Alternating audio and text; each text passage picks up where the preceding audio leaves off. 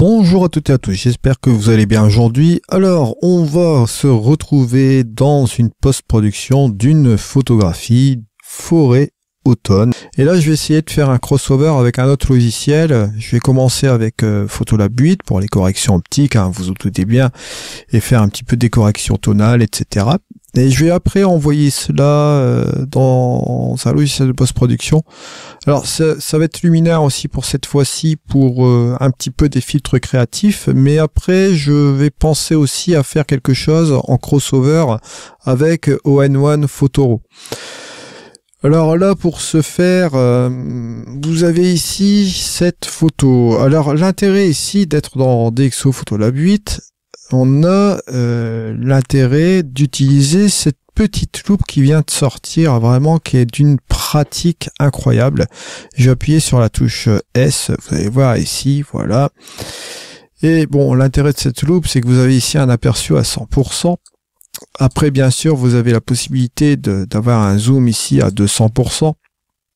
Mais là, bon, avec l'interpolation, vous doutez bien que ça va donner un résultat un petit peu plus... un petit peu différent, bon forcément, donc l'intérêt ici c'est de rester quand même à 100%. On peut réduire bien sûr ce cadre, hein. Vous avez un petit cadre aussi, vous allez pouvoir voir par petits endroits comme cela le rendu proprement dit, hein, vous voyez, le rendu réel, les pixels réels, vous les voyez comme ceci. Ça vous évite de zoomer, et j'adore cette loupe là, je peux pas m'en passer en fait, surtout pour la post-production, vous voyez, bon, l'intérêt que j'avais montré la dernière fois, c'est qu'on va se mettre sur la surface de cet arbre. Pourquoi pas, si on voulait, par exemple, changer et augmenter tout simplement les ombres par incrémentation comme cela, ben, on peut le faire, bon, voilà, de manière générale ici dans la photo. Mais regardez, on voit ce que ça fait réellement en matière zoomée ici. Vous voyez, juste comme cela. Donc, ça nous permet d'avoir une vue d'ensemble qui est relativement intéressante, cette loupe, donc j'ai pris vraiment goût à ce truc là. Bon, alors cette photo, avant de commencer, bon là je vais réinitialiser quand même mes tonalités, c'est pas ce que je voulais faire là pour le moment. Ce qu'on pourrait faire, c'est interagir déjà avec un cadrage. Il y a une possibilité, vous avez deux possibilités de départ avec cette photo. Bon, on a une ligne de fuite ici qui nous conduit sur une profondeur, d'accord, mais vous avez cet arbre massif qui est ici sur le côté, qui nous donne ici un côté super intéressant, et vous avez aussi cette partie du bois qui est relativement intéressante, qui conduit aussi vers cet arbre. Donc ça nous donne un élément aussi qui est assez intéressant, qui va nous tomber sous l'œil directement, hein. Donc cet élément, on va peut-être en tirer parti. Et vous avez le reste des éléments qui nous permettent un peu de conduire sur une profondeur. Ça nous permet un petit peu d'imager l'ensemble et de nous couper un peu de cet effet 2D de photo. Et donc forcément, ça ajoute un peu de profondeur, ce chemin comme cela. D'accord, le fait qu'on a un chemin ici et ces arbres qui sont dominants aussi comme cela, ça nous donne un truc intéressant. Au niveau de la lumière, je la trouvais aussi bien ce jour-là, parce que vous voyez que là, on a une lumière assez éclaircie sur ce côté-là. Et vous voyez que le fait qu'on est dans une forêt, on a des différentes tonalités ici comme cela, au niveau des marrons, ça fait super joli. Et au niveau de la couleur, vous voyez, c'est différents verts. On a du plus foncé là, bon, le marron est d'une certaine couleur ici. Et là, vous voyez que bon, c'est un petit peu plus clair aussi. Donc, on a vraiment tous ces tonalités qui sont super agréables à regarder. Alors, bien sûr, vous le voyez, là, on a aussi la proximité. On voit le ciel à travers les feuilles des arbres, juste comme cela. Donc on a vraiment ici un potentiel, on va dire, non seulement de développement d'une photo, mais aussi créatif. C'est pour ça qu'après on va prendre surtout la piste luminaire pour cette fois-ci, mais en partant des bases fondamentales de Photolab 8. Et notamment, je vais vous montrer un petit truc qui va vous être utile. Alors là... Ici, je vais tout simplement regarder les options de cadrage. Les options de cadrage, vous le savez, vous les retrouvez donc ici. Vous pouvez même appuyer sur R, sur la touche R. Voilà, juste comme cela. Et vous avez la possibilité d'utiliser les ratios. Ou vous avez la possibilité aussi de jouer avec, vous voyez ici sur ces côtés-là. Si je prends l'extrémité ici, regardez, on va pouvoir changer l'orientation du cadrage. Hop, je vais venir ici, et hop, regardez, hop, et voilà, ça revient à la verticale. Vous voyez? Là, je reviens ici à l'horizontale. Et là, ici, je reviens ici à la verticale. Ça, c'est un petit truc qu'il faut savoir avec les cadrages ici dans Photolab. D'accord? Donc, vous pouvez facilement passer de l'horizontale à la verticale. Alors bien sûr, vous n'êtes pas obligé de réduire pour effectuer cela. Hein. Si vous êtes par exemple ici comme ceci, vous réduisez un peu et hop, vous redescendez un peu comme cela avec la souris. Ça vous permet de changer le type de cadrage. Donc petit truc à savoir. Donc l'idée, bon, ici, si on reprend la chose ici standard, on voit que on pourrait très bien réorienter le cadrage juste comme ceci pour remettre l'arbre juste dans l'angle sur une ligne de force. Mais c'est pas ce que je vais faire ici. Bon là je vais réinitialiser. Alors je pourrais très bien déplacer ma ligne de force sur mon arbre, mais c'est pas ce que je vais faire. Je vais garder mon cadrage original. Alors faut savoir que vous voyez sur les bandes le ratio, bon ici original,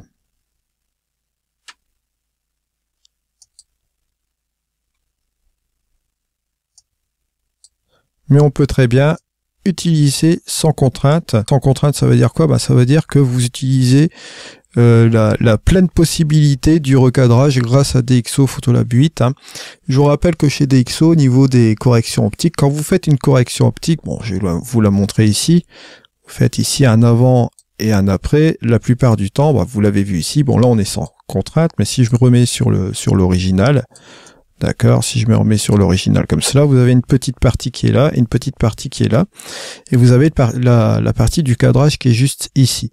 Tous les logiciels de post-production, la plupart du temps, qu'est-ce qu'ils font? Ben, quand vous faites un avant et un après, ben, vous avez la partie cadrée qui est juste ici à exploiter dans votre logiciel de post-production, et vous avez du déchet ici dû à la distorsion. Parce que vous voyez, la distorsion, elle est ici, boum, elle part en extérieur, et vous n'avez pas la possibilité de la récupérer sur les autres logiciels de post-production. Or, ici, dans Photolab, si vous vous mettez sans contrainte, hop, vous faites tout simplement cela et vous récupérez l'intégralité de l'image. Et c'est un intérêt majeur, bien évidemment, d'utiliser cela dans Photolab 8. C'est une des forces. Là, vous voyez, bon, on voit l'original ici sur mon icône. 6016 x 4016, vous voyez que le recadrage ici, le sans contrainte, permet de regagner les pixels perdus dus à la distorsion. D'accord? Donc on peut les récupérer avec Photolab, et là forcément notre photo, au lieu d'être à 6016, elle est à 6207, ce qui va permettre de travailler cette photo après dans un autre logiciel de post-production à sa pleine puissance. C'est pour ça que j'aime bien Photolab aussi à ce niveau-là. Donc là, on va rester comme cela, on va récupérer l'ensemble, tiens. Et vous voyez que l'arbre, bon, forcément, il quitte un peu la ligne de force. Alors, qu'est-ce qu'on peut faire ici dans Photolab pour trouver une solution concrète? Vous avez tout simplement ici un truc qui va vous intéresser, bien sûr, que je vous ai présenté la dernière fois. Il s'agit du viewpoint et le fameux reshape fusion. Ça se trouve dans la géométrie. On va l'activer, on peut l'activer ici, ou on peut tout simplement l'activer à partir de là. On a le choix, puis après je crois qu'il y a aussi le raccourci clavier qui est de, attendez, B, voilà, B, parce qu'à force de passer par tous les logiciels de post-production, vous vous doutez bien qu'il y a une petite confusion avec les raccourcis clavier. Alors là, je me retrouve donc ici sur ma première grille. Alors c'est une grille qui est assez large. Ce qu'on peut faire, c'est réduire cette grille, d'accord, et avoir une grille un petit peu plus sympa comme cela. On voit si une autre, ça peut être pratique aussi. Je pense que celle-ci marcherait bien aussi, ouais, pourquoi pas. Et après, j'ai différents types de choses. Bon, là, on a, dans ce cas-ci, ça va être le type de déplacé qui va nous être utile. Alors là, et vous allez voir que c'est assez amusant. On va pouvoir, si on le souhaite, revoir le cadrage qui est juste ici. Donc l'objectif, c'est de déplacer l'arbre un peu par là. Regardez, hop. Donc on revient là-dessus. Je vais prendre ça. Pas prendre la plus petite, mais je vais prendre celle-ci. Je vais prendre mon déplacé. Et là, bah, tout ce qu'on va faire tout simplement, c'est bouger un petit peu l'arbre. Alors, pour bouger un petit peu l'arbre, on va pas le bouger de grand chose, hein, donc on va tout simplement ici cacher ce petit truc-là, le menu, on le fera réapparaître après. Je vais prendre ici tout simplement les points nécessaires. Voilà. Juste ici. Et on va tout simplement déplacer l'arbre. Un petit peu comme ça, voilà, on va rester dans le truc droit. Légèrement, hein. Voilà. Je vais regarder. Hop, hop, hop, hop. Vous voyez, comme par magie, on a déplacé un petit peu l'arbre comme ça. Je vais regarder si ça correspond bien au cadrage. Vous voyez, on est pile poil dans l'axe. Hein. Voilà. L'arbre tape un petit peu dedans. Pour un petit peu le déplacer un petit peu plus, mais bon, là, je vais quand même rester dans la logique du truc. Vous voyez, j'ai agrandi, j'ai gagné plus de pixels sans contrainte. D'accord. Avec l'option sans contrainte. Et j'ai déplacé avec Reshape mon arbre. Merveilleux. Hop, hop. Et vous voyez, il n'y a pas grand chose comme différence. Hein. Faut le savoir que ça a été déplacé. Hein. Bon, bien sûr, il y a une petite déformation de volume là à l'arrière. On le voit au niveau des arbres, mais pourquoi pas, ça peut passer aussi comme cela.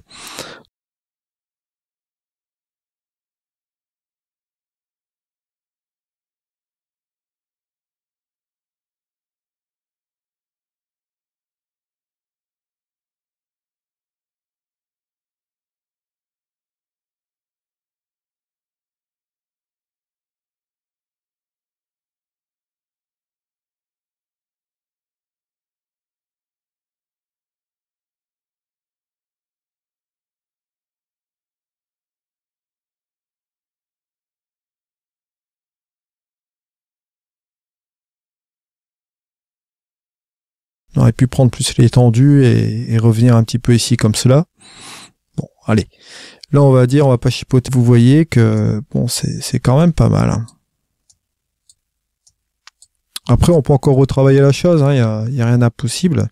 Si je viens sur le Reshape ici, voilà. Ce que je peux faire, c'est aussi autre chose. C'est, hop, ce volume qui a été déplacé là tout à l'heure, là, boum, voilà, je peux le rectifier un petit peu comme cela, vous voyez.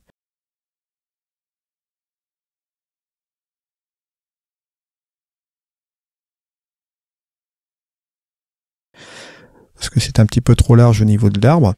Et là, j'ai fait juste comme ceci, parce que je suis en mode déplacé, bien sûr. Vous voyez. On en arrive sur ce résultat-là. Bon, bien sûr, après, il y a de multiples options, mais là, j'ai pris simplement l'option déplacer pour cet exemple un petit peu simplifié. Et là, vous voyez que dans une photo de forêt, ça peut être intéressant aussi. Alors voilà, une fois qu'on a fait cela, on va quitter Reshape, hein, on va laisser cela comme ça.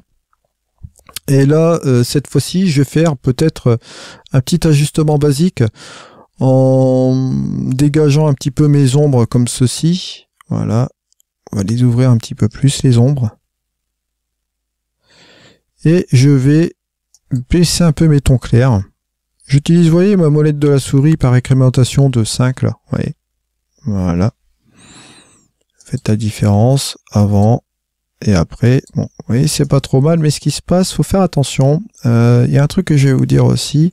Vous voyez, là, j'ai le Smart Lighting. Quand vous utilisez les Smart Lighting ici, avec les tonalités sélectives, faites plus ou moins attention, parce que lorsque vous avez dégagé les ombres, le Smart Lighting, lui, va vous donner un éclaircissement un petit peu de l'uniformité au niveau de l'exposition aussi. Et si je le chasse, voilà, vous voyez que c'est un petit peu plus intéressant de travailler avec les tonalités sélectives. C'est au choix, hein. Si vous travaillez avec DxO Smart Lighting, soyez relativement prudent si vous utilisez les tonalités sélectives avec. Là, bon, pour ma part, je préfère utiliser de cette manière-là. Bon, après, maintenant, chacun fait ce qu'il veut aussi, plus ou moins, hein, mais là, j'ai trouvé un intérêt de l'utiliser de cette manière-là. Ensuite, je ne vais pas trop insister dans le sens que, bon, je vais utiliser un peu les tons moyens, je vais un peu éclaircir un peu mes tons moyens comme cela. Voilà, je vais lui donner cet aspect-là. Pourquoi? Pour la simple et bonne raison que je veux l'envoyer directement dans Luminar Neo, pour lui donner un aspect un petit peu plus créatif au niveau de cette photo. Bon, là, je vais regarder avec la loupe quand même, néanmoins, j'aime bien cette loupe. si la photo fonctionne bien, voilà, je regarde même mes bords, vous voyez, bon les bords, c'est ce que je vous avais dit, hein. Avec les bords, on a toujours ici avec la mise au point, sur une mise au point, vous voyez, vous pouvez réussir à, avec des photos qui sont assez bien nettes du début à la fin, avec un net acceptable avec les méthodes que je vous ai expliquées. Bien sûr, avec une ouverture f11, bon, ça aide aussi, hein, l'ouverture, bien sûr. Là, vous voyez le fait que ça a été déplacé comme cela. Je vous montre, hein, avec la loupe. Et ça a été fait avec Viewpoint, la nouvelle version, la 5. Vous voyez, on a bougé même l'arbre qui était un peu bancal là sur le côté. Ben, vous voyez que cette déformation de volume, je suis désolé, mais ça marche super bien, quoi. Ouais. On va envoyer cela maintenant dans Luminar Neo. Alors là, c'est tout simple. Vous avez ici un choix. On peut exporter vers application. J'avais fait cela avec les corrections optiques et le débruitage, ce qui peut être aussi une bonne option aussi lorsque vous voulez faire toute l'édition dans Luminar Neo et simplement bénéficier du débruitage et des corrections optiques dans DxO. Ça peut être une belle option. Mais là, on a fait quelques petites modifications qu'on va prendre en compte et qu'on va utiliser en TIFF. On va faire un petit TIFF créatif. Là, je vais le mettre en 300 ppi quand même. Et je vais laisser tout cela comme ceci. Profil ici, c'est idéal. Enfin, comme cela, voilà. Préserver le détail des couleurs. On va le laisser en 16 bits. Et on va l'exporter. Alors bien sûr, là, la première fois, j'avais fait cela en DNG. Là, il refait la petite chose. Hein. Ils m'ont envoyé le TIFF. Le TIFF a été généré. Voilà, puis on retrouve la photo dans Luminar Neo. Ça tombe bien, on est dans les pré-réglages. Et je vais utiliser mon pack automne. Bon, là, il me propose le Fall Colors aussi. C'était un des packs automne que j'avais fait l'année dernière, qui est toujours aussi d'actualité, bien sûr, pour l'automne. Et là, cette fois-ci, on va utiliser le nouveau que j'ai réalisé pour Luminar Neo, pour gagner un petit peu plus de temps. On va prendre ce pack automnal, et on va tester, donc, sur cette photo. Alors, bien sûr, il faut savoir qu'avec les presets, dans ce type de preset qui va être utilisé dans Luminar Neo, lorsque vous êtes à pleine puissance à 100%, ça va être forcément appuyé. D'accord, je me suis arrangé pour faire ces packs de presets de cette manière-là aussi. Essayez de veiller de venir à 80%, 80 ou 90% ou 70% de sa capacité. Regardez par exemple celui-ci. On a un exemple. Bon, vous voyez directement là, on a un effet coloré ici, directement sur un seul curseur. Vous pouvez revenir tout simplement un peu en arrière. Voilà, ici à 63%. Voilà. Regardez si je fais la différence avant et après. Vous voyez qu'on a un impact visuel déjà assez sympa sur un seul curseur, juste comme cela. On a la colorimétrie qui a été refaite ici. On a un petit truc assez sympa. Et après, on peut même encore modifier la recette, bien sûr. Il y a beaucoup de choses qu'on peut voir, bien évidemment, avec cela. Je vais essayer encore un autre preset, celui-ci qui est un petit peu plus profond au niveau des contrastes et des couleurs, qui est un petit peu plus appuyé. Vous allez le voir ici. Si je viens sur 63%, voilà, juste comme cela, je fais un avant et un après. Vous voyez que toutes les richesses des couleurs. Alors une fois que j'ai fait cela, bien évidemment, vous pouvez ajuster ce preset. Là, on peut revenir sur chaque étape du preset. Alors bien sûr, comme on a fait les corrections tonales préalablement dans DxO, je vais réinitialiser ce truc-là. Ici, l'amélioration, je vais le laisser. Je vais regarder chaque étape du processus. Voilà, avec super contraste, éclat et vignette. Voilà. Et je regarde. Vous voyez que là, ça fait un effet naturel ici sur ma photo qui est assez sympa. Je peux néanmoins monter un peu l'éclat. Voilà, pour donner un petit effet créatif un peu plus à mon image. Je regarde. Voilà, c'est pas trop mal. Je vais revenir quand même un petit peu en arrière et sélectionner ici, pourquoi pas. J'ai pris leur tonne, je vais prendre le flou artistique. Voilà, je vais faire un petit test aussi différent à partir de mon preset. Vous voyez, je retravaille encore l'image pour donner un effet un petit peu plus sympa ici comme cela. Et regardez comment ça donne bien sur la photo. Et on a retrouvé toutes des couleurs, parce que là le travail sur les couleurs a été vraiment bien refourni, vous voyez, par rapport à la photo originale, juste comme cela. Et ça nous donne, vous voyez, rien qu'avec cet effet éclat, un effet bien sympatoche sur la photo. Alors bien sûr, après on pourrait très bien accentuer avec des ajustements locaux, parce que là vous avez la photo qui a été faite ici en globalité de ces fonctionnalités là, mais vous pouvez aussi notamment faire un peu de dodge and burn, etc. C'est pas ce que je vais faire ici aujourd'hui, je vais tout simplement laisser cette chose là comme il se doit. Alors bien sûr, maintenant à partir de Luminar Neo, vous pouvez exporter votre photo. On va exporter tout simplement, on va l'exporter sur le desktop. Bon, je vais mettre tout simplement photo edit 01 pour la repérer.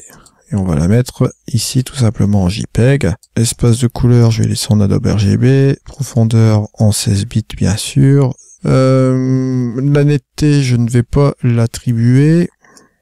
Là, je me mets à 300. Et pas besoin de mettre de transparence, bien sûr, elle va aplatir la photo. Et là, ici, vous voyez qu'on a la photo exportée de Luminar Neo, juste comme ça.